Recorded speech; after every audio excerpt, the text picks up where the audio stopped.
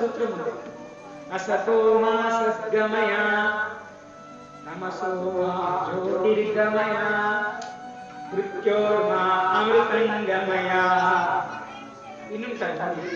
విన్నారా? ఏమన్నారు? అసతోమ సద్గమయ.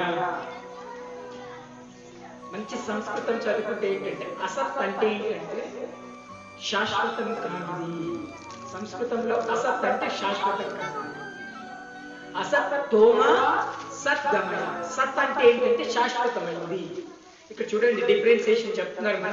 మన సూత్రం ఎలా ఉంది? అసతోమ సద్గమయ అంటే అశాశ్వతమైన దాని నుంచి శాశ్వతం వైపుకు. అశాశ్వతమైనది ఏదో దాని నుంచి శాశ్వతమైన దాని వైపుకు. సత్ అంటే శాశ్వతమైనది. అసతోమ సద్గమయ అంటే ఓ తండ్రి భగవంతుని ఏం వేడుకుంటున్నాం మనము తెలియకుండా నన్ను అశాశ్వతమైన దాని నుండి శాశ్వతమైన దాని వైపు. అసతోమ సద్గమయ. మయ అంటే నాకు. నన్ను అశాశ్వతమైన దాని నుంచి నేను పరిగెడుతున్నాను, దాని నుంచి నన్ను శాశ్వతమైన దాని వైపు మరల్చేలాగా. అసతోమ సద్గమయ. తమసోమ జ్యోతిర్గమయ. తమ అంటే తామస్ అంటే ఏంటంటే అజ్ఞానం, అంధకారం. ఈ అజ్ఞానంలో అంధకారంలో ఉన్నానయ్యా నేను. నన్ను తమసోమ జ్యోతిర్గమయ. జ్యోతి అంటే ఏంటి? దీపం. వెలుతురులోకి నన్ను తీసుకురావా. అసత్తు నుంచి సత్తులోకి, అశాశ్వతమైన నుంచి శాశ్వతంలోకి, అజ్ఞానం నుంచి జ్ఞానంలోకి. అదే తమసోమ. తమస్ అంటే అజ్ఞానం. అజ్ఞానం నుంచి నన్ను జ్ఞానంలోకి నడిపించు. తమసోమ జ్యోతిర్గమయ. మృత్యోర్మ అమృతంగమయ. మృత్యు అనేటువంటిది ఉంది, అది ప్రతి ఒక్కరికి సమానంగా ఉంటుంది. ప్రతి ఒక్కరికి సమానంగా ఉంటుంది. ఎవరికి కూడా అసమానత్వం అనేది పాటించదు. అలాంటి మృత్యువు నుండి అమృతంగమయ అంటే మృత్యువే లేనటువంటి దాని మూడు సూత్రాలు మన ధర్మంలో పలికినటువంటి మనం ఎంతమందికి తెలుసు దాని నిజానికి చాలా గొప్ప మీనింగ్ ఉంది దాంట్లో. గొప్ప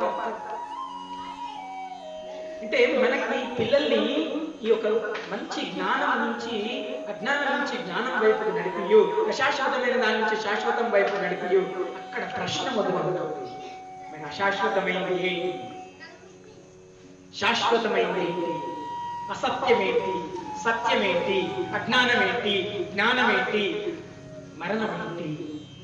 మళ్ళీ తిరిగి అమృతం ఏంటి? ఎంత మంచి భావం భగవంతుడు భగవద్గీతని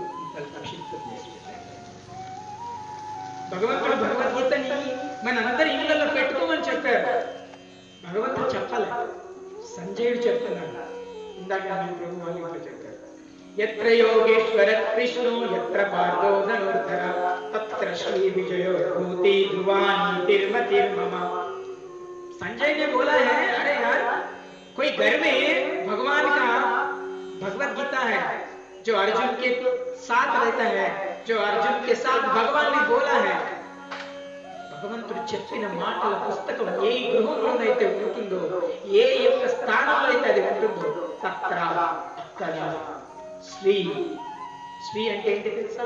సంపద. శ్రీ అంటే ఏంటో తెలుసా? ఆరోగ్యం. సంపద, ఆరోగ్యం, విజయం, తృప్తి ఉంటాయని చెప్తారు. కానీ ఏదో ఒక శక్తి, ఏదో ఒక రకమైనటువంటి ఆలోచన కలిగిన విధానం కలిగిన జనాలు ఇది మన గురించి దూరం చేశారు. ఎక్కడైతే ఒకవేళ ఈ భగవద్గీత కనుక అందరి దగ్గర ఉంటే వారి అజ్ఞానం నుంచి జ్ఞానం వైపు రారు. అశాశ్వతమైంది ఏదో శాశ్వతమైంది ఏదో తెలుసుకునే క్రమం వాళ్ళకి తెలీదా? ఇదంతా వివరణ అయిపోతుంది. అందరికీ మూట విప్పేసినట్టు అయిపోతుంది.